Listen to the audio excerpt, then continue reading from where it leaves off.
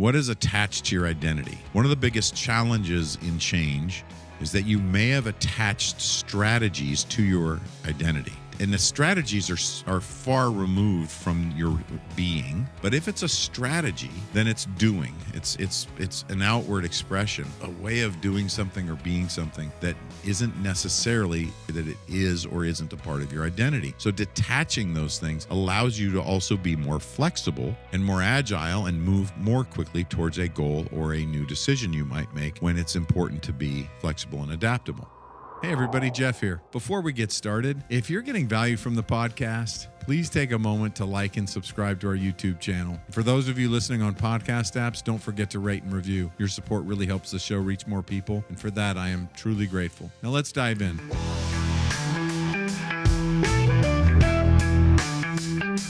Welcome to The Point with Jeff Spikes, the show about achieving goals, embracing growth, and finding your true path. And now, here's your host, Jeff Spikes. Hello, and welcome to The Point. This is your host, Jeff Spikes, and today you're going to learn about overcoming discouragement, doubt, and indecision. 3 enemies to progress. 3 killers of strengths. The difference between knowing and wondering. What happens when you're sitting in that space of knowing, when you're in that zone, in that flow that's targeted right on and you just know what's going to happen? Some of this is attached to your identity and some of this is random, not so much random as much as it is indiscriminate automations that have been created from a lack of intention in your life just by showing up and doing your best and thinking that everything's working well and going after certain things causes us to create natural automations that we just fall into, right? You've heard of and thought through and talked about this concept of ending up somewhere versus intentionally moving towards something that you want. And there's and that difference, the wake-up call that you feel in your 30s or 40s when it's like, how did I get here, right? There's songs written about that. The Talking Heads had a great one. And, how did I get here? It's same as it ever was. I used to love that song. It's so much fun to my mind just totally went into a tangent of thinking about what it was like to try and mimic one of the video from that came out.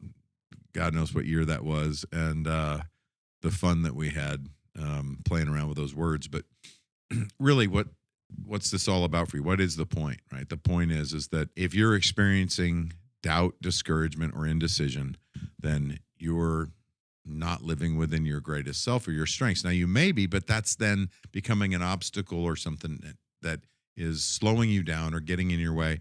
And we're going to talk about how to completely remove those things. And part of that process is to consider, let's just sit on discouragement for a minute. If you've ever felt discouraged, and if you feel discouraged today, then it's fresh enough that you can consider what that's all about and how you sink into that and how you feel it and how you experience that. And you may experience that as you may experience discouragement as a way of being, or you may experience it as something you end up feeling after a certain type of day or a certain type of response from someone. One idea here is to consider discouragement not being a destination or somewhere you end up or something you feel as a consequence of something, but to shift discouragement into a trigger for action. When you feel discouragement, to consider that discouragement as, something has happened that's a repeating pattern, or something has happened that has triggered an emotion from the past. Now, there's ways to help you clear those emotions, and in our Quantum Strengths and Designing Strengths program, we work towards that and clear the history of emotion to events, and it's amazing. And if you're not there yet and you are attached to the stories that are happening in your life or the stories that have got you where you are in your life, then there are attachments there for when you feel discouraged, it feels like, and there's this history of emotion that can come up that you're carrying with you. An idea for the current moment, and what works in the current moment is to repurpose that into a trigger for action. Creating a base repeatable is like an affirmation. In the Designing Strengths book, we help you. There's a process to walk through where you identify your passions, begin to think about how you would set goals, short-term goals that fit within those passions so that you are excited about forward movement, and then begin exercising your strengths towards those goals and visualizing the results and really think. And there's a whole process that you go through. And part of that is identifying these triggers and having something to say that some people might call a mantra. Base repeatables a little bit different.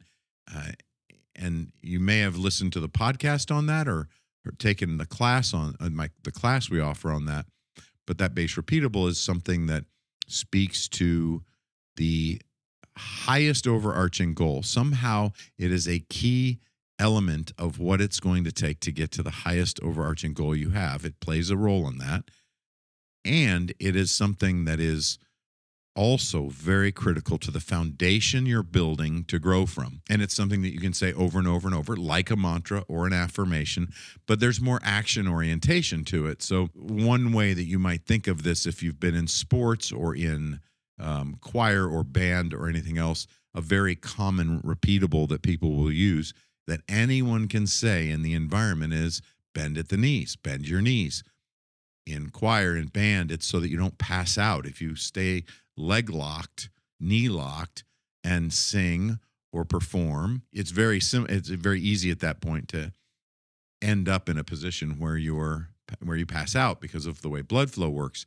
Bending at the knees or bending your knees, keeping your knees slightly bent, keeps that from happening. It's a deterrent. So it's a behavior that you can intentionally perform and do that allows your critical mind to stay focused on something so that you can be free to create, and allows yourself to be agile enough to avoid having any type of issue that happens where you might pass out. But it also, without that, it supports all these other functions in your body of alertness and of preparedness that support you in performing to your best. So it speaks to that baseline, and it allows your blood flow and your air movement and all of the other things needed in your body to perform on a level that allows you to hit the most amazing performance possible. So that's an example. Another one might be in restaurants, wash your hands, right? The basic hygiene, the number one things that keeps food safety is washing hands. So if you have that type of an authentic experience, if you have that type of an authentic environment where anyone can talk about and maintain and hold each other accountable and encourage each other to maintain the highest standards and the base standards of health, safety, and sanitation. Once you've created that environment with a base repeatable like wash your hands or have you washed your hands, then you're able to then perform at a high level and get all the wonderful ratings at a restaurant or any type of food service. So that's an example of what a base repeatable would be. But when you feel a discouragement, to engage, if you're not in a position where you've developed those, then use an affirmation. Affirmations are fantastic. Pick a mantra that works for you. Find a quote or a saying from someone that you admire that you could then say over and over and over, whether it's something as easy as keep it simple, or if it's a quote from someone that you love, just do it. Sometimes discouragement is a trigger to rest and relax. Take a breath. Just take it easy. Pause for a minute. Regroup. And wait for the next best idea of thought of what the next best action is. Instead of allowing it to be a reason to sink in and settle into this terrible feeling, use it as a reason to flip out of that and go forward. Now, some of these things build on each other, because if you do not step off into a better, more encouraging way of thinking when you sense that feeling of discouragement, then doubt can come on, right? And indecision can then happen.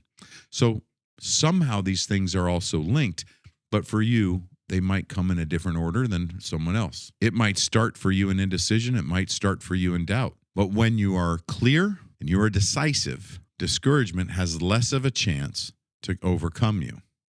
When you are encouraged and have made clear and are quick to make a decision. So when you're encouraged and quick to take action, then doubt has less time to set in, right? And when you're decisive and confident, then discouragement has less of a chance to settle in.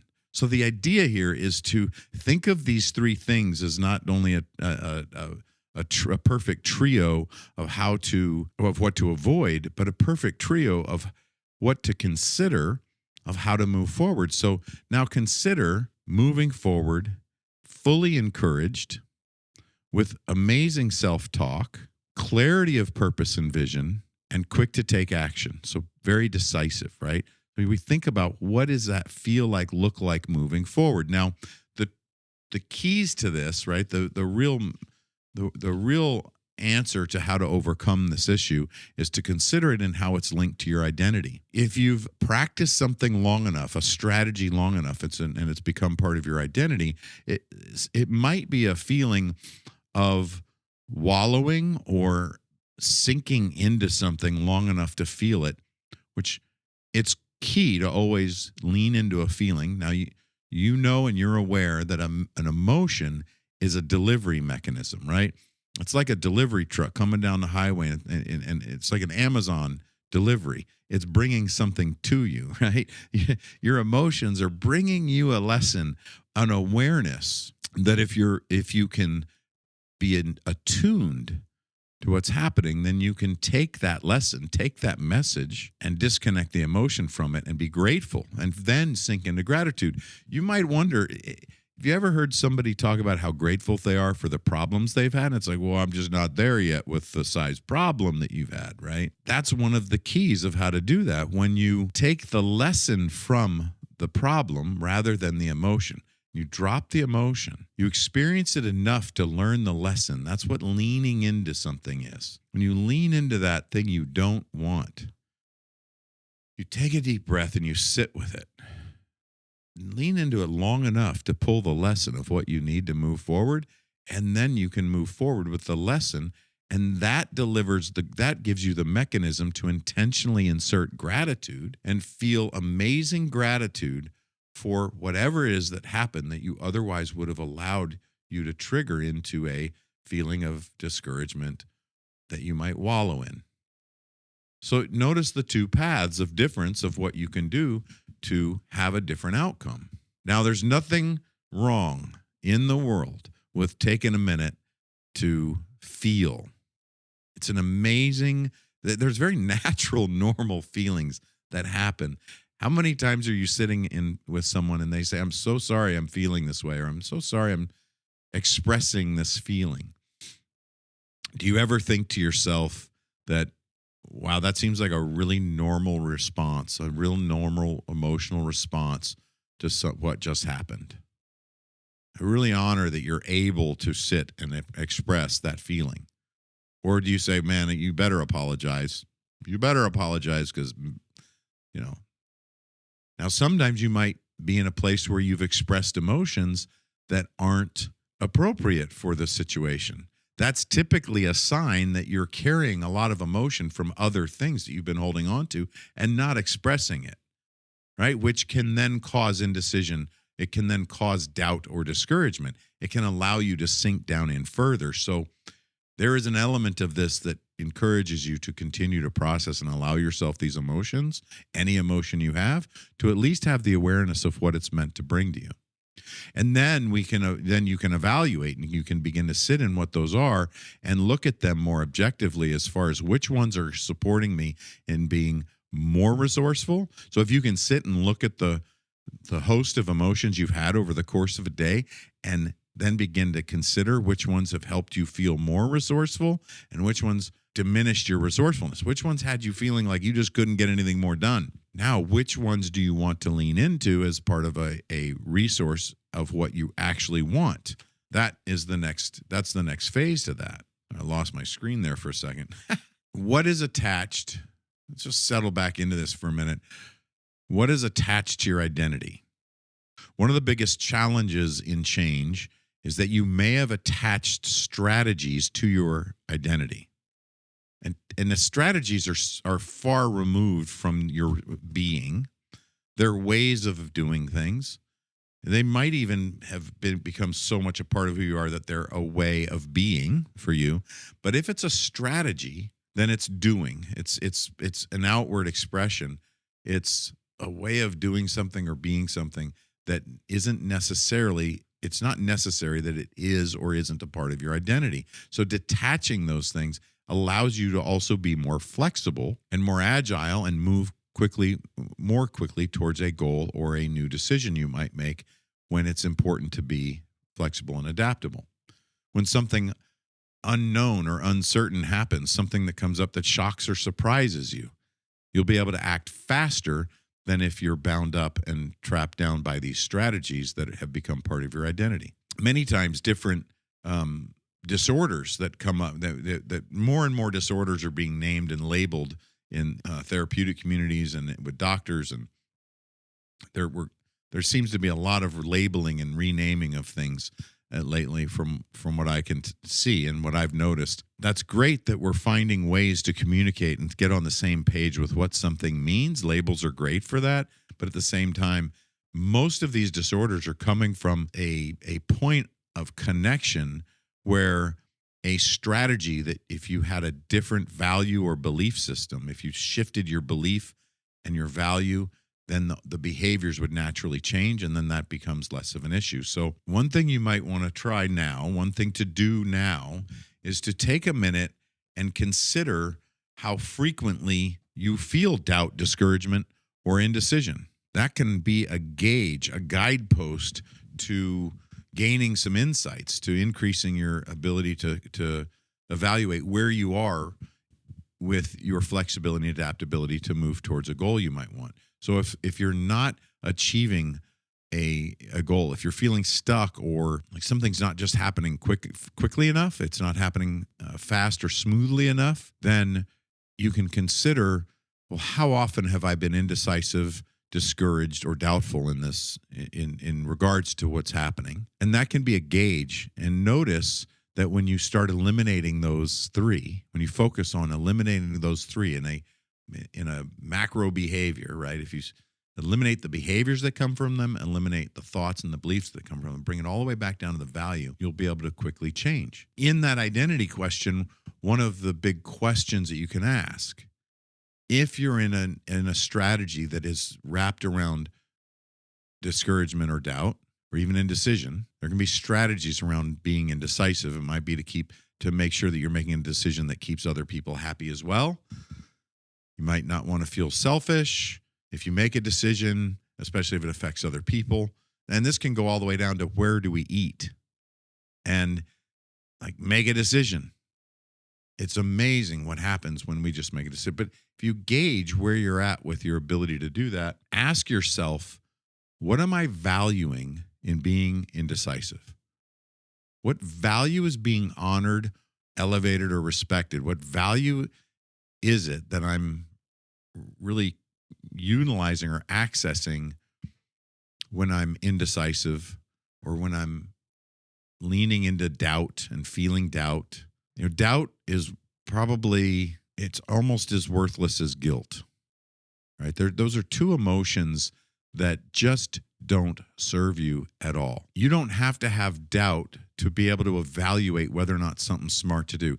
Doubting in the world of taking risks is more of a decision-making process. But when it becomes doubt in the way that we're framing it here today, when it becomes doubt, it's beyond that initial evaluation of, is this safe to do? Do I have the ability to make this happen? You know, that's a different question than when you're in the middle of moving towards something. You all say, oh man, I don't think I'm good enough. I don't think this can work. What are those things that you might say to yourself that look like doubt? So another thing that you can do is you can break apart when you're using these things and get really intentional, because in a decision of, do I do this? And let's just talk about jumping off of a diving board into a pool, or jumping off of a small cliff. Let's not make it a high cliff and make it, extreme, into a lake. Do I have the ability to stay straight up so that I don't splash too hard and burn my skin and feel terrible and all the other things that could happen? Do I have the ability to do this safely? Do I have that physical ability? Is my equilibrium right? Though you may just know that quick as can be, and you may not. So, but making an evaluation, where does the line stop for you when you cross over from making an evaluation to being indecisive and doubting your ability? And what would it take to know? To know, I'm not doing this. Or, no, I'm doing this. Where's that emotional turning point for you? Considering an activity like that can help you think through that emotional feeling, what it feels like to know, and then you can move that over into other situations and begin to feel the same way of, where is that line where I just know? You're going to find that you know a heck of a lot more than you think you do if you're living in some form of doubt and indecision.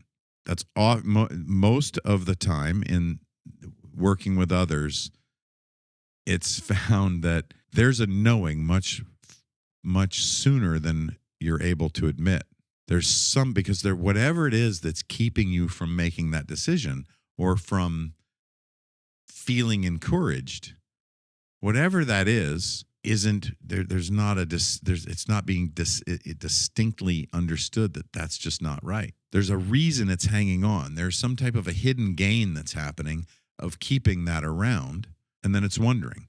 You know, the whole concept of, do I go to dinner, or the concept of where do I choose to go to dinner when you're going out with your spouse or you're going out with friends. Well, you make a decision. Are you the person that can just make a decision, or are you the person that becomes a real problem for, or are you somewhere in the middle? Where are you in that? So that's one way to do it. The other way to do it is think about you moving forward towards doing some type of a fun behavior that might be considered risky, where you question whether or not you have the physical ability to do something. You might have been accustomed to riding a bicycle or riding a mountain bike or skateboarding, and you haven't done that in a long time, and you may be questioning your ability when you try and do it again. Wisdom and wondering what your level of skill is not doubt. But where does that emotionally cross over for you when that happens? It's a way to begin to experience where your limits are so that you can know when to turn that into a trigger for different action. In a quick synopsis of what we're talking about here, just to run back really quickly and go over this, we're talking about overcoming the obstacles of discouragement, doubt, and indecision. These are absolute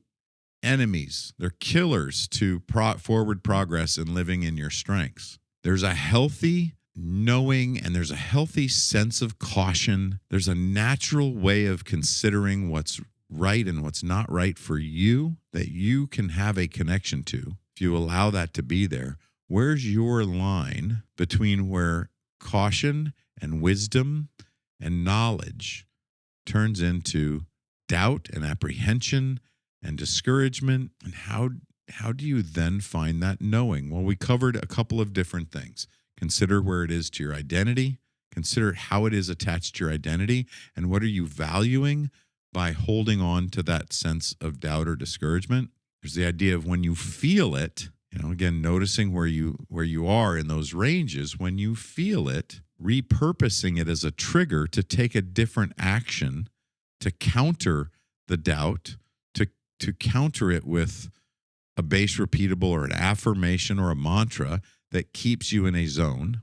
After coming into the new year, and there's all the New Year's resolutions, and then there's percentages of how many people give up after 3 weeks or 10 days. That might be coming from a place of doubt. That might be coming from a place of there just wasn't enough conviction to get you through to actually turn something into a habit. That's a great opportunity to consider where this obstacle is landing for you and how you can repurpose it, because that's a great time. If you're moving into a new behavior, creating that repeatable that you can just say over and over. You've heard me say this before. When I rewired my brain of how I think and feel about going into a gym and doing training, was when I used a mantra that worked for me and my strengths and the way I'm wired, to say every time I train, I get stronger. Everyone I know and love gets stronger. My clients get stronger, and so on.